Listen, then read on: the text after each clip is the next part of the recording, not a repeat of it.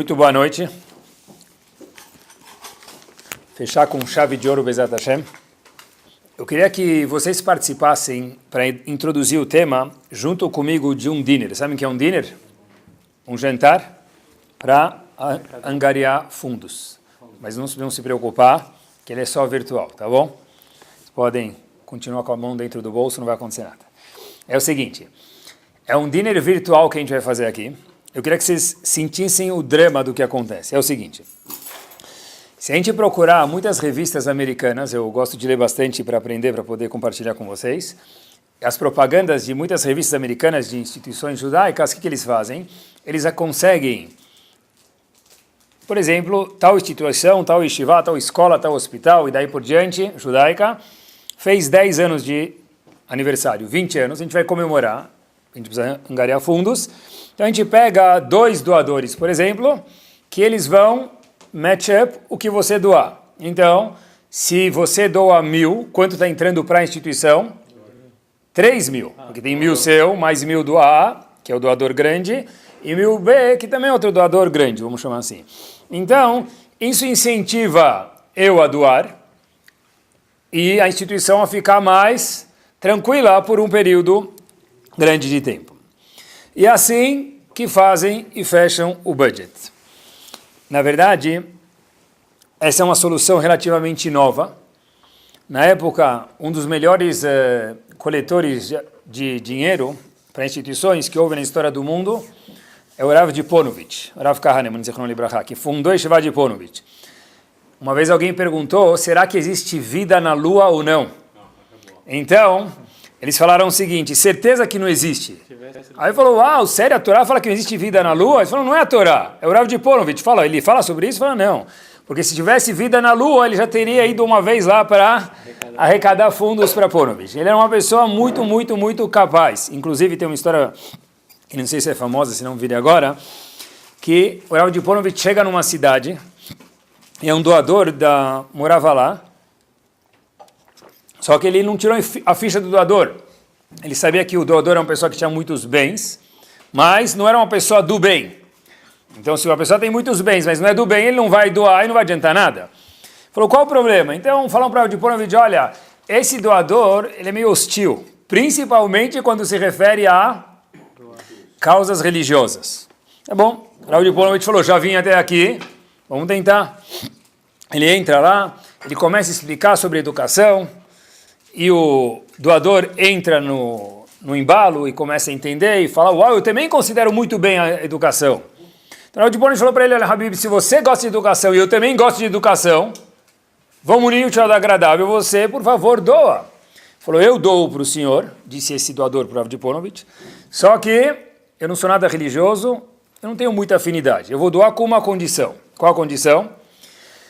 Que na sua instituição, na instituição que eu vou designar meu dinheiro para, você escolhe não se use equipar.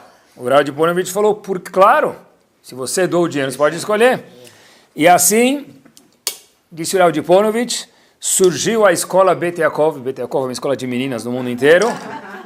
Em Bnei Brak, o prédio foi doado para esse senhor. O Rav de Ponovitch não mentiu. É uma escola que ninguém lá usa equipar. Nunca. Porque mulher não usa equipar. Então, falando em dinner, falando em jantar, o que vocês diriam, pessoal, que se viesse um doador muito mais sofisticado? Eles falaram o seguinte, olha, eu não vou match up o que derem eu vou dobrar, como a gente falou até agora que está na moda. Não, vou fazer uma coisa melhor. É o seguinte, olha, quanto você precisa? 1.000, 1 milhão, tá ótimo. Faz o seu trabalho e não se preocupa, disse esse doador para o diretor da instituição. Mas não é que ele não se preocupa... Hazako Baruch, Otfadar de elevador, que não diz nada. Não se preocupa, quer dizer, está nas minhas costas. O que você conseguir para a sua instituição, beleza. Todo o resto que faltar, eu cubro. Meu? Halel Hagadol. Né? Rodul Hashem Kitov. Como é que é? Repete. Sim, você precisa de 1 milhão. O que você conseguir se esforça. Todo o resto que faltar, eu vou cobrir esta soma. Meu amigo, esse cara vai ganhar o maior beijo do mundo do diretor da instituição. O diretor da instituição nunca dormiu tão feliz e tão tranquilo na vida dele antes de coletar o dinheiro. Agora é o seguinte.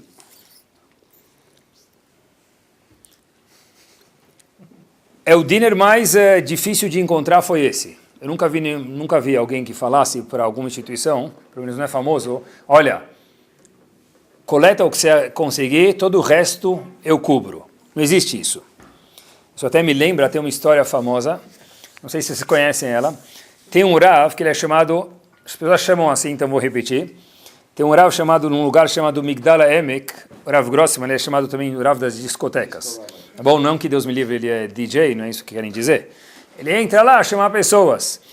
E, uma vez, onde eu dou aula, o Rav Shammah escutou essa história dele, então a história verídica. O que aconteceu?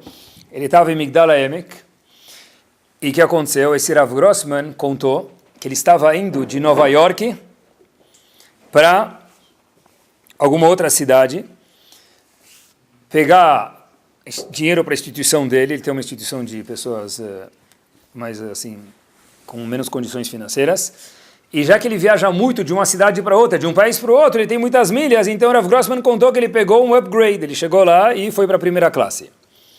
Ele senta na primeira classe, a primeira classe está vazia, tem ele, um casal e um senhor muito pesado.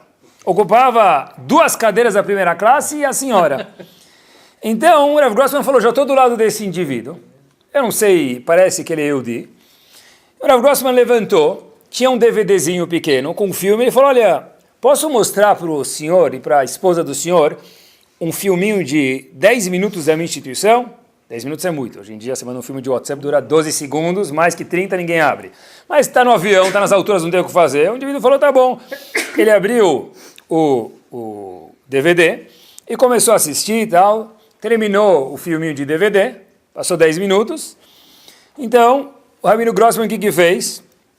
Foi lá pegar o DVD de volta, falou, vocês gostaram tal. No que ele foi pegar o DVD de volta, ele abaixou para pegar o DVD, ele esbarrou no botãozinho da cadeira.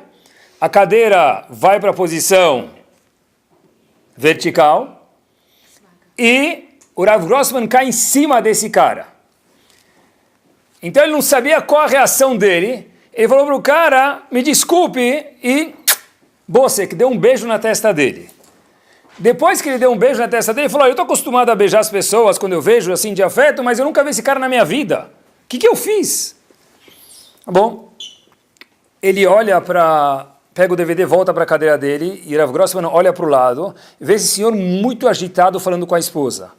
Falou, meu Deus, tem aqui cadeiras vazias, só eu e ele. O cara vai sheitar em mim aqui no avião. O que eu fiz? Na verdade, ele tem razão, eu caí em cima do cara e ele deu um beijo nele. Ele volta e pede desculpa. O indivíduo falou para ele, o senhor não precisa me pedir desculpa. Ele falou, não, você não entendeu, eu apertei sem querer o botão, caí, te beijei. Zera, cancela tudo. Aí ele falou, deixa eu te contar uma coisa. Falou, esse senhor, a história é verídica, pessoal. Esse senhor falou para o Rav Grossman o seguinte, eu já fui para Israel 3 vezes com uma finalidade. O meu maser devido é $1 milhão. E eu fui procurar uma instituição que eu tivesse algum link, alguma coisa que eu gostasse para dar. E as 3 vezes que eu vim para cá, no último ano eu não achei nada que, tudo é muito bom, mas nada que eu gostasse. Então eu falei para minha esposa, faz 1 hora atrás, o próximo Yehudi que vier com qualquer instituição me der um beijo na testa, ele vai levar $1 milhão. Rav Grossman apontou e falou o seguinte, está vendo esse prédio aqui do meu lado direito? Esse prédio foi construído com dinheiro de um beijo na testa. Um beijo, literalmente, nos céus, Mina Shamayim. Mas, olhem que interessante. Esse doador é o doador que todo diretor de escola, todo presidente de instituição, de hospital, de yeshiva, de qual que tiver, gostaria de ter. Olha, eu pago tudo. Vê o que você consegue, eu pago tudo. Vai receber copo de Mama Haronim, Birkon, quadro de Asher Yatzar, foto do Havetz Haim, foto do Rav Ovadia Yosef. É presente não cada Rosh Hashanah, todo dia. Kola Kavod. Capa da Halá, tudo. Agora sim nós podemos abrir um Humash. Porque senão não tem graça abrir o Humash. Agora vamos para o Humash, que é a coisa mais legal. Não podia começar sem essa introdução do dinner. Na construção do Mishkan aconteceu exatamente a mesma coisa. O que aconteceu, meus queridos? Fizeram lá um petit comité de alguns chefes de tribo e eles se juntaram e falaram o seguinte: olha, Moshe Rabbeinu, nós gostamos do seu projeto, o beijo na testa foi na hora certa, mas o povo também quer participar, tudo bem. Vê o que o povo pode doar para construir o Mishkan no tabernáculo, que custava muito caro porque era feito de ouro, muitas partes. Todo o resto, nós cobrimos. Como é que é? Sim, a gente deu nossa palavra, e naquela época a palavra dizia muito. É o seguinte, o que o povo doar, Hazakobaruch, todo o gap entre o que o povo não doou e o que você, para o Moshe Rabbeinu, precisa para construir o Mishkan, o tabernáculo, nós pagamos. Está assinado o cheque, você preenche o valor já de antemão. Faltou o valor, o cheque já está assinado de antemão. Você só preenche depois de ver quanto falta. É um dinner que eu nunca vi. É melhor do que o beijo na testa, porque o beijo na testa, por mais que deu 1 milhão. Mas aqui ele falou, nós completamos tudo o que faltar, o que você precisar. O que aconteceu? Nunca mais aconteceu isso, eu acho. Moshe Rabbeinu foi angariar fundos com as pessoas de todo mundo, fora esse petit comité, e o que aconteceu? Falaram, não precisa, está sobrando. Como é que é? Passou já, a gente precisava de 1 milhão do que eles precisavam, a gente já está com 1,100, acabou. Então, o que esse petit comité fez? Acabou não doando nada, porque não precisou mais deles. Da história inteira, qual é a pessoa mais nobre? Qual é o grupo mais nobre? O petit comité, que estava pronto a doar tudo, ou o povo? Certeza que o petit comité. Porque o petit comité podia doar $1.000, podia doar 1 milhão. A gente não sabe quanto vai faltar. No fim, acabaram não precisando dar nada, mas havia a possibilidade, eles têm que dar tudo. Isso é o que a gente pensa, isso que de fato a gente imaginaria. Mas esse petit comité que se prontificou a doar toda a diferença eram chamados Nessim, os chefes das tribos de Bnei Israel, eram pessoas muito especiais. A palavra Nessim, quando se refere à inauguração do Mishkan, está falando sobre isso, a palavra Nessim, chefes de tribo, está escrito Nun, Sin, Aleph e Mem. O Yud é cortado. A palavra Nessim tem Yud, tem a letra Yud. A letra Yud não aparece na Torá. É chamado Hasser, defeituoso. Por que a palavra Nessim, príncipes, os chefes do petit comité que estavam prontos para doar toda essa diferença, o que acontece? Está escrito defeituosamente, sem a letra Yud. A gente tem que subentender que é Nessim. Rashi fala para a gente, porque eles falaram, a gente só vai doar o quanto faltar. Eles deviam se prontificar a fazer o quê? Doar o quê? A gente vai doar 1 milhão, 100 mil, cada um que pode dar, mas de antemão não completar a diferença. Agora, antes de a gente ver como funcionam as coisas, explicar um pouquinho isso melhor, qual a diferença se a palavra Nessim está com um Yud a mais ou um Yud a menos? O que muda? Claro que muda. Qual era o maior aluno de Moshe Rabbeinu, aquele que sucedeu ele na função dele? Como chamava? Yehoshua. Não, não é RG dele. Quando ele nasceu, ele foi Roshea. Tiveram que ir no tabelião lá, no cartório, mudar para Yehoshua. O upgrade dele foi de Roshea para Yehoshua. O primeiro dos patriarcas, como ele é chamado, mudou um Yud só. Parece que faz mudança. Avram mudou para Avraham, adicionou uma letra rei. Está escrito, inclusive, na Gemara, que toda pessoa que se refere a Avraham como Avram faz uma proibição da Torá. Porque o nome dele não é mais Avram, e é Avraham com rei, mudou. Quer dizer, Roshea mudou para Yoshua por causa de um Yud, letra Yud. Avram mudou para Avraham por causa de uma letra rei. Pessoal, deve ser que uma letra faz diferença, porque esse foi o show de Avram Avinu. Esse foi o show de Roshea para Yoshua. Qual foi o erro dos Nessim, dos príncipes? Que é o doador que qualquer diretor de instituição gostaria de ter. Consegue o que você conseguir, eu completo todo o resto. Rav Chaim Shmulevitz para a gente é o seguinte, faltou neles agilidade. O que eles tiveram foi preguiça. Vê o que você consegue e a gente faz a diferença. A gente vai completar o gap que falta. Óbvio que no nível gigante deles, eu ainda acho que hoje em qualquer instituição estão procurando esse doador, e não sei se tem muitos, mas A nível da instituição, a instituição está boa. Vai angariar fundos. Mas a Torá está olhando para o ser humano nascer, para as midot deles, e as midot deles estavam defeituosas em um ponto. Qual ponto? Atzlut, preguiça. Os Nessim falaram, olha, o que vocês, a gente vê o que vocês conseguem aí com o povo, depois a gente completa. Diz a Torá taxativamente, faltando um Yud no nome deles e ficou defeituoso, falando a Torá para a gente o seguinte, olha, o nome de vocês para sempre vai ficar no Sefer Torá, na Parashat Vayakil, defeituoso. Por quê? Porque vocês deviam falar Nessim, nós vamos dar X. Independente do valor, faltou a iniciativa, ficaram laid back, na zona de conforto. Quando eu comecei a olhar sobre preguiça e sobre iniciativa e sobre sair da zona de conforto, a gente começa a olhar para a Torá com óculos de uma das midot e um monte de coisas aparece que é incrível, pessoal. Qual a primeira coisa que Avraham Avinu fez em Akedat Yitzhak? Olha que espetacular. A gente passa despercebido. Está escrito, e parece que não tem nada a ver com Akedat Yitzhak. Isso, o 10º teste, o teste mor de Avraham Avinu, quando Hashem falou para ele, pega teu filho e vai sacrificar ele. Está escrito na Torá, Vayashkem Avraham Baboker. Avraham Avinu acordou de manhã. Virash fala para a gente que veio cortar, que ele acordou de tarde, óbvio que ele acordou de manhã.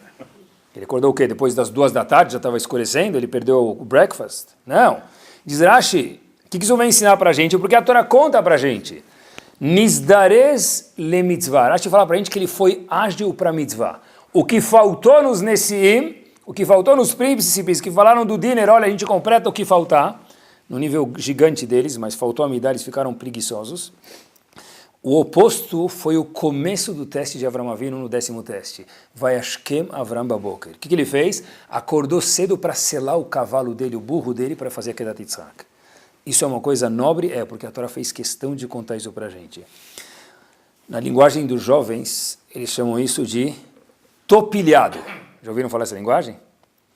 Eu estou pilhado. O que quer dizer estar pilhado? Estou pronto, manda bala. Por que a preguiça ela é tão grave na vida de uma pessoa? Por que preguiça é tão grave? Atzlut em hebraico. Olha que interessante, eu estava procurando um pouquinho, a gente sabe que tem o Midrash conta o que aconteceu por trás do Sefer Torah, atrás dos bastidores. Fala make-off, mas algum tipo de coisas que a Torá não conta, mas é importante que a gente saiba. O Midrash Rabbah, em Bamidbar, conta para a gente o seguinte, Hashem Tzadik Ivchan, traz um passuco que fala para a gente o seguinte, Hashem, que ele é Tzadik, ele consegue detectar personagens importantes e testar pessoas e faz as pessoas crescerem. Avraham Avinu, como virou Avraham Avinu, diz o Midrash, o que ele fez? 10 testes. Senão ele teria sido mais um Abrão que anda aí na rua. Yitzhak Avinu, o que ele fez para ser Yitzhak Avinu? Olhem que interessante, o Midrash não fala aqui, o Midrash fala o seguinte, o Midrash fala, que está escrito em Parashat Toledot, o seguinte, depois que Avraham Avinu cavou alguns poços, e poços era a forma de riquezas que eles guardavam para poder sobreviver, Yitzhak foi cavar alguns poços. Vieram os Plishtim, um povo dos filisteus que fizeram, cobriram. Yitzhak foi de novo cavar, eles cobriam, cavar e cobriram. Então, Yitzhak foi lá, o que ele fez? Sem brigar com eles, tentou de uma forma suave e cavando os poços que o pai dele tinha cavado e os Plishtim tinham coberto. Pessoal, olhem que espetacular. Diz o Midrash, quando Yitzhak foi abençoado, logo depois disso. Se a gente olhar na Torá, em Parashat Toledot, ele cavou e os Plishtim cobriam. Cavou e cobriam. Depois que ele fez isso algumas vezes, sem ter preguiça, está escrito na Torá, imediatamente depois, Yitzhak foi abençoado. Yaakov não faltou. Como que ele virou Yaakov Avinu? Teve Esav perseguindo ele desde que ele nasceu. Antes de nascer, melhor dizendo, Esav já estava segurando ele. Rachel, o que aconteceu? Ele foi pedir para o sogro dele casar com Leá, mandaram para ele quem? Pediu para o sogro dele, obrigado. Casar com Rachel, mandaram para ele quem? Leá. Depois ele teve uma filha, como chamava? Dina. Essa filha foi violentada. Não é jornal Estado de São Paulo, 2017? Época do Sefer Torah, Dina foi violentada. Imagina que vergonha para Yaakov. Depois, quando ele estava pronto para ficar no relax, descansando, quem nasce? Yosef. Yosef, o que acontece? Por 22 anos desaparece dos pais e o pai nem sabia onde ele morava mais, se estava vivo. Olha que interessante. Então, Avraham passou por testes. Yaakov, Yitzhak e o próprio Yosef. Yosef ficou preso 12 anos na prisão. O que era a prisão de antigamente? Não era tornozeleira. Não era viajar com tornozeleira. Não tinha um quebra-galho. Como que era? É ficar num poço sem luz, sem nada. Eu não sei, uma coisa que me chama muita atenção é como esses grandes homens não entraram, me permitam, em depressão. 12 anos num poço escuro. 12 anos! Yosef, depois disso, como ele é chamado, depois que ele passa por um teste também com a mulher do Potifar, é chamado Yosef Tzadik. Avram, Yitzhak, Yaakov e Yosef, vamos terminar por aqui, que o Midrash aborda esses 4. Hashem Tzadik Ivchan. Como que eles viraram Tzadikim? Porque Hashem testou eles. Se Avraham Avinu tivesse falado, sabe o que? Deixa rolar, não é para mim esse teste. Se Yitzhak tivesse falado, eles cavaram uns poços. Para com isso, vamos pegar no bebedouro água aí, vamos achar outro jeito. Se Yaakov tivesse falado, Esav que é Abrahá, Bechorá, deixa ele pegar, eu não vou brigar com ele. Tá bom, mandaram Leá, eu caso com Leá, eu não quero casar com Rachel, então eu mudo de ideia. Se eles tivessem ficado no mundo da preguiça, se o sonho deles fosse ser o quê? Test drive de colchão, que é o sonho de muitas pessoas, né? Meu sonho é ficar experimentando colchões aí, né? Densidade 30, 25, entre um e outro você dá uma adormecida. Se eles não suassem a camisa, a gente nunca ia ter Avraham Avinu, nem Yitzhak Avinu, nem Yaakov Avinu, nem Yosef Tzadik. Porque o fato é que eles não tiveram atzlut, preguiça, eles saíram da zona de conforto, falaram, tá, a gente vai no português, claro, enfrentar o desafio que nós temos. Quem foi o contrário de Avraham, Yitzhak, Yaakov e Yosef? Olhem que espetacular. Olhem nesse prisma, tem 2 irmãos que não terminaram muito bem. Quais são eles? Cain e Hevel. O que aconteceu? Está escrito na Torá. Cain matou Hevel. Foi o primeiro assassinato da humanidade. Ele abriu a porta por uma coisa muito ruim. Qual a história, brevemente? Cain traz um korban. Escutem, Cain inova, repito, inova o conceito de um korban, de uma oferenda para Hashem. Hevel vem e copia isso. Ele vai na máquina de Xerox e copia. Só que com uma diferença. Hevel traz um korban show, espetacular, o mais chique que tinha. Chocolate suíço. Enquanto que Cain trouxe um chocolate mais brasileiro aí. Ele trouxe uma caixa por R$10, o meio quilo. Tá bom. Hashem aceitou o korban de Hevel, que era o mais chique, mesmo que copiou Cain e não de Cain. Cain ficou muito chateado. Muito chateado. Vaipol Alpanav, ele ficou chateado demais. Hashem fala para Cain, antes dele matar Hevel, Habib, por que você está triste? Hashem falou para ele o seguinte, porque teu korban não foi aceito? Não tem problema, traz o melhor, eu aceito. Tá bom? Logo depois na Torá está escrito o seguinte passuco, Vayakom Cain el Hevel, Cain levantou para Hevel, Achiv, o irmão dele, vai ergueu e mata ele. Como assim? Hashem acabou de falar para ele, traz um korban melhor, chocolate suíço, eu aceito. Pessoal, na vida tem 2 formas de lidar com qualquer problema. Escutem com carinho. O primeiro é enfrentar o desafio, sair da zona de conforto e trabalhar. O segundo é, quando eu tenho um problema na minha frente, eu mato a vítima do problema. Cain falou, eu não consigo viver com uma pessoa que Hashem aceitou o korban dele, que é Hevel, meu irmão, e o meu ele não aceitou. Hashem falou, então vai lá, trabalha. Você também estuda, trabalha, traz um korban melhor, eu vou aceitar o teu também. Cain escolheu a solução da preguiça. Qual a solução dele? Olha que interessante. Tá bom, meu irmão é meu problema, eu vou matar ele. Quando o problema não existe mais, porque eu matei meu irmão, o que acontece? Pronto, eu posso viver de uma forma confortável. Isso não é a raiz do Lashon Hara. Eu tenho problema porque aquele meu amigo ou aquela minha amiga, ela se arruma melhor do que eu para uma mulher, ou para um marido porque ele trabalha melhor do que eu, porque ele faz alguma coisa melhor do que eu. Então eu tenho 2 formas. Ou eu melhoro, eu não preciso me comparar com os outros, mas eu posso aprender dos outros, ou eu melhoro para ser igual a ela, ou eu melhoro para ser igual a ele, ou o que eu posso fazer? Detonar com ele. Tá bom, ela se arruma, sabe para quê? Para aparecer para outros homens. Pronto, acabou. Agora eu já tirei essa vítima da minha frente. Ele trabalha muito, sabe que ele trabalha muito porque ele quer aparecer, não é porque ele quer sustentar melhor a família dele. É um Lashon Hara que é igual Caim fez com Hevel. O que Caim fez com Hevel? Em vez de trazer um korban melhor, ele falou, eu mato o meu irmão. O Lashon Hara é o seguinte, eu não quero trabalhar, eu quero ser preguiçoso. Então, em vez de, olha que profundo, pessoal, em vez de eu trabalhar para melhorar, eu falo mal do outro, que ele é esbanjador de dinheiro, que ela não para de comer, que ela não sabe fazer regime, e aí daí vai. Eu vi uma história, um dos contemporâneos a um Rav famoso, Rav Yecheskel Landa, que viveu, a história aconteceu em 1790, é um Rav que não era tão famoso, mas era chamado Rav Yaakov Shimon de Spektov. Difícil falar essa palavra, hein? Spektov. Spektov é o nome da cidade onde ele era Rav. Era um contemporâneo ao Nodab Yehuda. Então, numa viagem, pessoal, olhem o que é Lashon Hara. Numa viagem de barco, esse Rav morava em Israel. Ele estava indo para a Europa fazer alguns afazeres que ele tinha. E ele morava na Europa, foi morar em Israel, ficou alguns bons anos em Israel e agora está voltando para a Europa para resolver algumas coisas. Como que se ia de Israel para a Europa em 1790? No melhor dos casos. De barco, muito bom. Ele não tinha visto os amigos dele, a comunidade faz muitos anos já na Europa, onde ele morava faz tempo e agora estava em Israel. Pegou o barco, e o barco não era tão difícil e tão assustador isso antigamente, mas era trágico.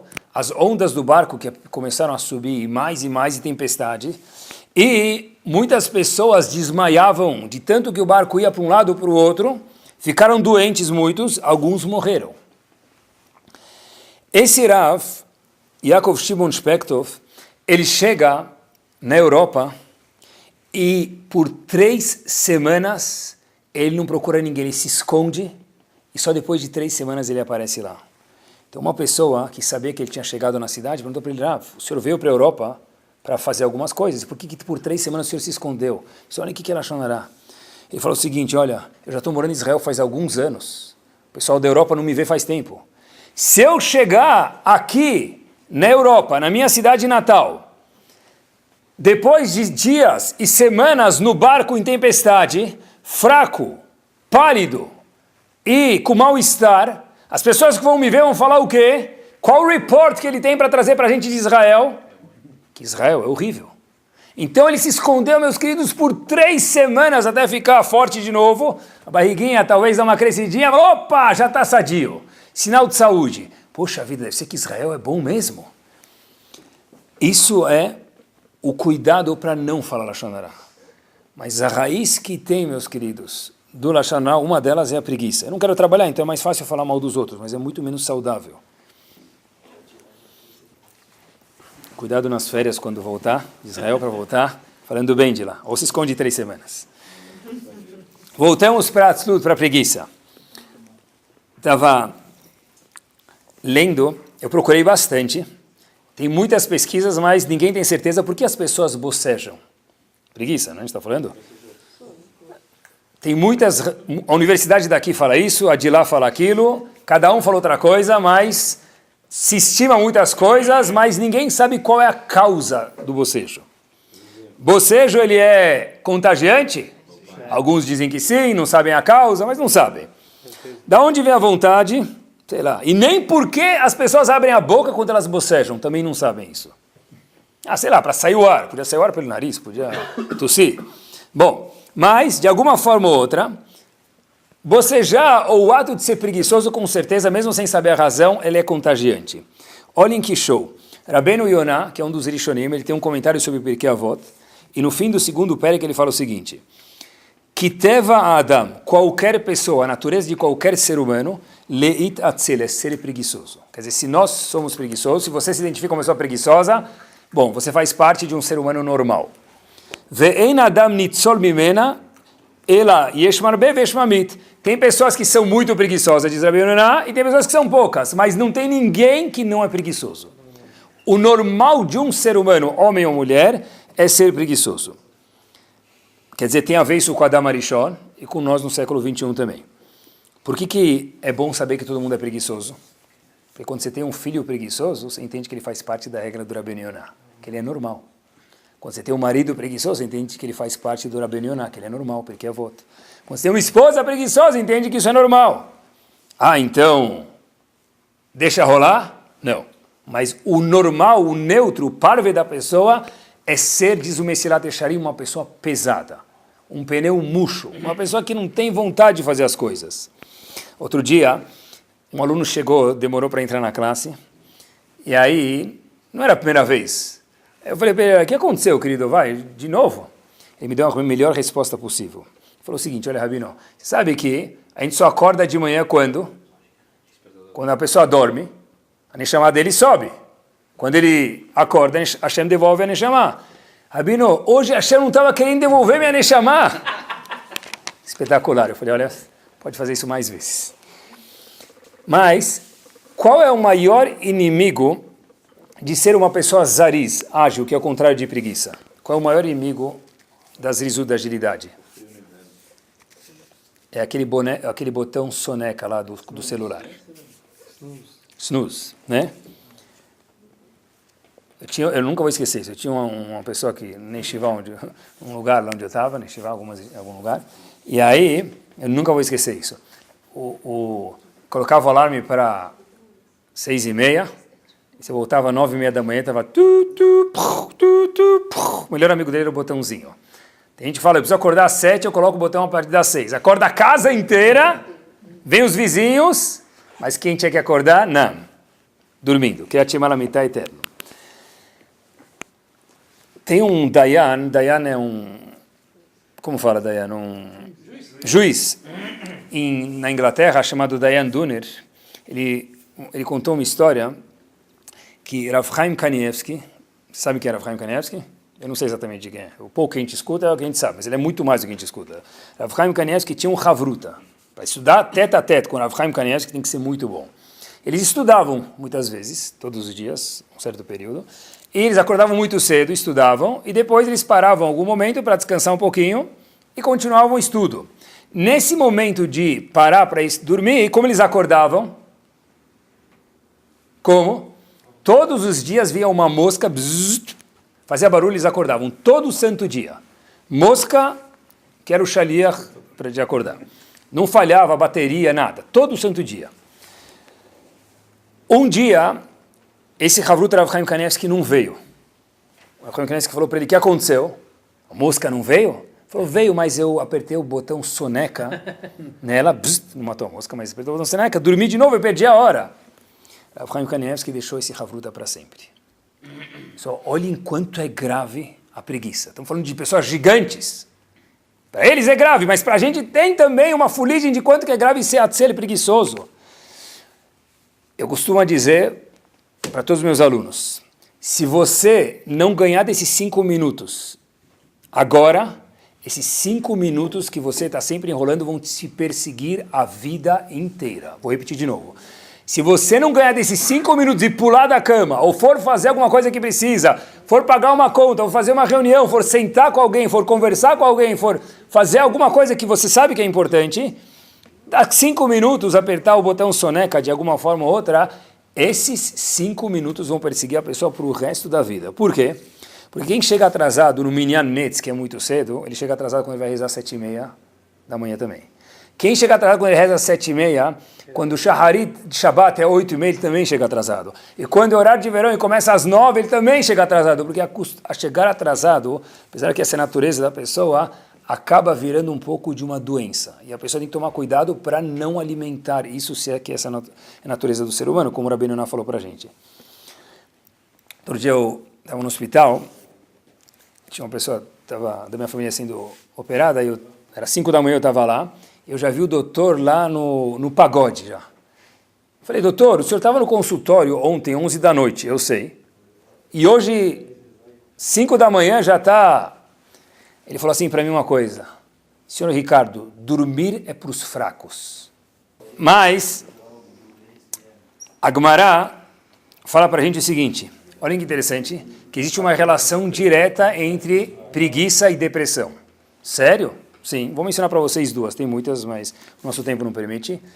Enomdim leitpalel, lo mitoch hatzlut, velo mitoch hatzvut. Não se pode rezar nem triste deprê e nem preguiçoso. Uma relação direta.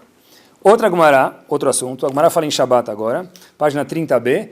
Ein a Shekhinah chorá. A Shekhinah só aparece, a divindade só aparece para uma profeta, para qualquer pessoa. Lo mitoch hatzvut, não quando ele está triste, velo mitoch hatzlut, e não quando ele está preguiçoso.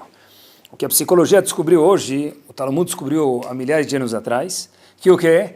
Que a preguiça está diretamente ligada com seja patológico isso, que a pessoa alimenta isso, não faz diferença agora, mas a depressão e a preguiça estão ligadas. Tem um parve que é normal a pessoa ser preguiçosa, mas quando a gente vê alguém muito preguiçoso, ele não quer sair da cama, opa! Atzlut e atzvut, preguiça e deprê, andam junto. Olha que interessante. Está colocando na prática. Olha que interessante. Eu vi uma vez, Rav Victor Miller falar isso. Quando a pessoa está muito feliz, o que ele faz? Sorri. Mas o que mais ele faz? Numa festa, o que ele faz? Dança, ele pula, ele sai do chão. Olha que espetacular. Diz Rav Victor Miller, a preguiça faz a pessoa ficar no chão. Quando a pessoa está feliz, que é o contrário de preguiça, porque a gente falou que preguiça está linkado com deprê, triste, a pessoa fica o quê? Fora do chão. Se a pessoa na festa, ele está dançando. Dançar, de acordo com a Halakha, é sair do chão. A pessoa, quando fica feliz, não fica preguiçoso, ele fica leve, ele sai do chão. Quando a gente vê alguém esparramado no sofá, sexta-feira à noite, depois do Shabbat, pode ser que seja normal. Mas, quando a gente vê alguém esparramado no sofá, é normal ou não é normal? Domingo à tarde. Domingo à tarde, alguns falam segunda, terça, quarta, quinta. Tem siesta em muitos países. Olha que interessante. Eu fiz... durante talvez um ano inteiro, um curso de psicologia, eu fiz uma orientação com uma profissional muito capacitada. Não vou falar o nome para vocês, que eu não pedi autorização para ela. E uma vez estava falando sobre esse assunto, e essa psicóloga me falou o seguinte, um jovem ficar esparramado no sofá é a coisa mais normal do mundo. Porque um jovem, todos nós somos jovens, um jovem, ele está crescendo, o corpo dele precisa disso. Mas tem um limite. Porque se passar do limite, talvez pode ser algo grave, ou que a pessoa não trabalhou as midot dela, ou que tem chateação aí. Quando tem chateação, tem preguiça junto. Tem um livro chamado Chovat Levavot, já mencionei para vocês algumas vezes, na nova edição dele, é um livro antigo, tá bom? Foi escrito em 1040. Rabbeinu Bechaye escreveu esse livro. Rabbeinu Bechaye morava em Saragoza, na Espanha. Ele tem a introdução dele, Askamah, quer dizer, uma edição mais nova, volto a repetir, de um Talmid Chacham recente, a gente, Rav Vosner, Zichron Libraha. Rav Vosner escreve sobre esse livro o seguinte, para a gente entender o que é Chovat Levavot. Rav Meir Lublin, aquele que instituiu o conceito da filmia, aquele que toda visita de Marcha da Vida vai visitar em Lublin, aquela yeshiva dele, aquele prédio que todo mundo conhece, pelo menos por uma foto, foi professor do Rav Vosner estudou em yeshiva de Lublin, falou o seguinte, olha, o meu professor, que foi Rav Meir Lublin, que instituiu da filme mais uma vez, falou que o professor dele só virou o que ele virou porque ele leu Chovat Levavot 1000 vezes. A gente lê uma coisa 2 vezes, a gente já não aguenta mais. Ele leu Chovat Levavot 1000 vezes. Esse foi o professor de quem instituiu o Daf Yomi. Rabbeinu Bechaye, que é o autor desse livro, é chamado Dayan Asfaradi, ele tem na Akdamah dele, na introdução do Chovat Levavot, ele fala o seguinte, eu, Rabbeinu Bechaye, não sei árabe tão bem. E daí? Ele falou que se eu escrever o livro em outro idioma, não vão ler, porque o idioma que as pessoas mais conhecem agora é árabe. O Chovat Levavot foi escrito em árabe em 1040 e foi traduzido para o hebraico em 1161. Então, ele escreveu em árabe. Mas ele diz que dentro da barriga dele teve muitas divergências. Ele falou, olha, Rabbeinu Bechaye, autor do Chovat Levavot, eu cogitei em não escrever o livro. Por quê? Eu falei, eu nem sei árabe tão bem. Como é que eu vou escrever um livro de Mussar se eu nem sei árabe tão bem? E se eu escrever em outro dialeto, ninguém vai ler. Mas, Rabbeinu Bechaye fala, sabe o que me fez escrever esse livro? Porque eu achei que talvez eu não queria escrever por preguiça. Esse negócio do árabe e não árabe era um pretexto que tinha dentro de mim. Então eu fui lá e escrevi o livro. Ele fala uma frase. Daqui eu aprendo, diz Rabbeinu Bechaye, que o professor do Rav Meir Lublin falou que só virou isso, diz a voz dele, porque ele leu o livro 1000 vezes. Meazeirut, a pessoa tem que ser cuidadosa, Shelot tarbe leizaer, de não ser muito cuidadosa. Se a pessoa pensa 1000 vezes antes de fazer alguma coisa, talvez tenha vestígios aí de Zeirut. Eu vou pensar, vou analisar. Vai analisar, vai ficar com 120 anos analisando ainda. Move, se mexe, zariz, pilha. Diz Rabbeinu Bechaye, muitos conhecimentos que eu tenho não teria colocado em prática se não fosse esse medo que eu tinha de não ser preguiçoso. Por isso que eu escrevi o livro. Porque se eu achasse, não tenho capacidade, não consigo. E no fundo eu vi que isso era preguiça. Hoje em dia a gente não teria na biblioteca o livro chamado Chovat Alevavot. Estava falando hoje com um jovem, estou terminando. O jovem falou assim para mim, Rabino, até gosto de comer uma pita, mas não rola. Falei, por quê? Ele falou, amotzi só no Shabbat. Esfirra, tem aquele esfirra lá, aquele esfirra é uma delícia. Snowbar, é uma delícia. Não é empadinha de carne estraga tudo. Um dia um cara falou, esfirra, que é isso? Pizza de carne. Eu falei, eu não vou mais comer. Esfirra não é pizza de carne. Quem conhece sabe que esfirra é esfirra. O que é? Amotzi, para com isso, vai. Vou fazer amotzi. Melhor quando você faz pro garçom. O garçom virou gadolador, né? Traz as últimas águas e pergunta se a esfirra é amotzi ou mesonote. Olha que interessante. Isso é preguiça. Eu adoro a esfirra, eu não vou comer por quê? Porque eu nunca vou fazer Birkat Hamazon. O Ben Ish Chai fala em Parashat Chukat, antes da pessoa fazer Birkat Hamazon, Deus me livre, né? Se ele for fazer. Qualquer dia, diz o Ben Ish Chai, a pessoa tem que pular de alegria. Por que diz o Ben Ish Chai? Porque a única brachá inteira que é da Torá. Neilá de Yom Kippur não é uma mitzvah da Torá. Amidah de Minhá, de Sha'arit, de Shabbat, não é uma mitzvah da Torá. A única brachá da Torá, única, é Birkat Hamazon. Diz o Ben Ish Chai, você vai fazer Birkat Hamazon, dá um yupi-yupi. Então, na verdade, eu não quero procurar razões para fazer Birkat Hamazon. Mas tem aquela esfirra na tua frente, você adora. Tem aquela pita com zatar. Café da manhã, você está indo comer amotzi. Né? Torá veyadir, ele vai embora. Come, sai do caque, sai da preguiça. Sarten. Pessoal, o chefe de Yeshiva de Novardok, olha que preguiça. Ele era um homem taquif demais, forte, assim, estrito demais. Falou que muitas vezes vinha pessoas que ele estava na dúvida se ele precisava receber ou não por respeito na cidade dele. O que ele fazia? Colocava a capota dele, se vestia, arrumava a camisa dele, não sei se usava gravata, arrumava a camisa, colocava o chapéu e ia até a porta. Depois ele pensava se ele tinha que receber a pessoa ou não. Por quê? Ele falou uma vez o seguinte, eu não quero que a preguiça entre na equação se eu tenho que receber a pessoa ou não.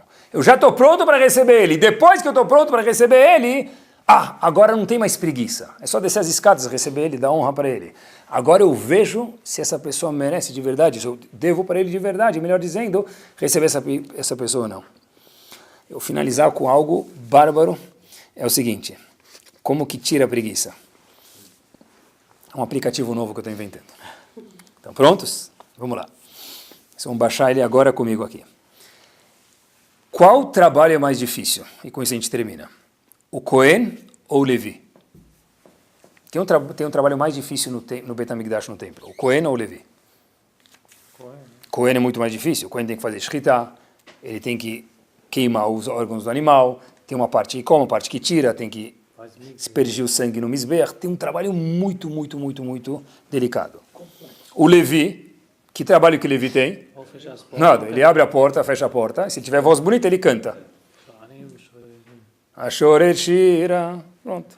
Se eu souber Ashorer Shira, não vai rolar, então eu vou virar porteiro. Só isso. Olhem que interessante.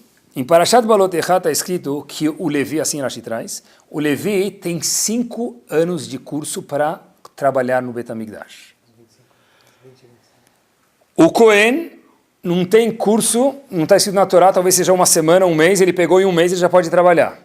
Então, tem um Rav que vem dos Estados Unidos, chamado Rav Weinberg, ele tem um livro chamado Shemen Hatov, ele faz a seguinte pergunta, por que um Levi que tem um trabalho simples, ele tem 5 anos de estágio para poder, depois disso, trabalhar no Beit HaMikdash, enquanto que um Cohen trabalha o quê? Trabalho muito mais complexo, ele pode fazer um mês intensivão, faz o cursinho intensivão e já vai trabalhar. Por quê? Olha que espetacular. Ele fala algo espetacular. Ele falou o seguinte, o Cohen, quando começa a trabalhar no Beit HaMikdash, ele trabalha até quando? até os 120 anos bem vividos. O Levi trabalha quanto tempo? Dos 30 aos 50. Não pode começar antes dos 30 e nem terminar depois dos 50. Então, pessoal, olha que espetacular. Ele fala o seguinte, o Levi, o trabalho dele é muito menos técnico, muito menos leis, mas o tempo dele é muito menor. Então, o Levi tem uma preparação maior para o quê? Para fazer tudo 6 estrelas. Já o Cohen tem um trabalho tão complexo, mas ele tem tanto tempo que ele pode ir aprendendo com o tempo algumas coisas e... Por isso que a Torá não dá esse preparo de 5 anos para o Cohen, que dá para o Levi, mesmo que o trabalho do Levi é muito mais complexo. Olhem que espetacular, e o que isso tem a ver com Atzlut? Acho que tudo. Pessoal, quanto tempo dura o casamento da pessoa? Tem gente que faz bodas de ouro, bodas de qual o próximo depois? Diamante, Baden. Se fez alguma boda, já nem lembra, porque um já não enxerga, o outro já não cheira, o outro já não vê. O casamento não é para sempre. Os filhos não são para sempre. Apesar de eles vão casar, e você vai ter que entregar ele para sua nora, para o seu genro, e massalame. Eu vou ficar na casa dele, não vai ficar na casa dele, porque você vai ser uma sogra espetacular, e um sogro espetacular, você vai deixar ele viver como te deixaram viver. Então, aproveitar. Se nós olharmos na vida que tudo passa e não é infinito, é finito, mesmo que de novo é segunda-feira, de novo é terça, de novo é quarta, de novo chegou o começo do mês, mas pessoal, termina isso. E a vida da pessoa também termina. Então, tem coisas que a gente nunca mais vai ter oportunidade. Levanta da cadeira e faz, porque a oportunidade pode nunca mais voltar na vida. Quer dizer, como é o que eu faço para Cesaris? Vai atrás da oportunidade, corre. E a gente pode Cesaris também com Yehudim que moram em Israel. Vou contar só uma história para terminar. A gente, em vez de falar, eu tenho pena dos Yehudim de Israel, não tem que ter pena, tem que contribuir. Vou contar uma história curta para vocês, para a gente ver, poxa vida, se eu sou Yehudi, eu sou sionista, eu não sou sionista, não é daí, mas você é um Yehudi, você tem que sentir pelos outros Yehudim. Logo depois da guerra de Yom Kippur, Rav Chaim Shmulevitz, chefe de Yeshiva de Mir, Yerushalayim, ele estava andando nas ruas e ele vê um Hayal, um soldado do exército, andando muito devagar. Ele chega mais perto, vê que o indivíduo está cabisbaixo, andando muito devagar, aconteceu alguma coisa, e por que isso? Rav Chaim Shmulevitz, Zichron Libraha, chega mais perto e vê que não tinha pergunta, que o indivíduo não tinha uma perna. E Rav Chaim Shmulevitz olhou para ele, e o soldado falou, olha Rav, não se preocupa, você não precisa ficar com pena de mim. Eu fiz isso, tomara que não tivesse acontecido, mas eu fiz isso com muito carinho e dedicação para o meu povo. Eu fui para o exército para isso. Se precisasse, e é o que aconteceu. Rav Chaim Shmulevitz volta, meus queridos, para a yeshiva dele, bate na bimá, os alunos param de estudar, ele olha para os alunos e fala o seguinte, meus queridos, se teve um Hayal aqui na rua, no caminho de yeshiva, que perdeu a perna dele para poder cuidar de nós aqui estudando na yeshiva também, porque a gente mora nesse país, como é que nós podemos dormir e chegar atrasado no minyan? Como é que a gente pode não ir no minyan, pessoal? É muito difícil para o minyan.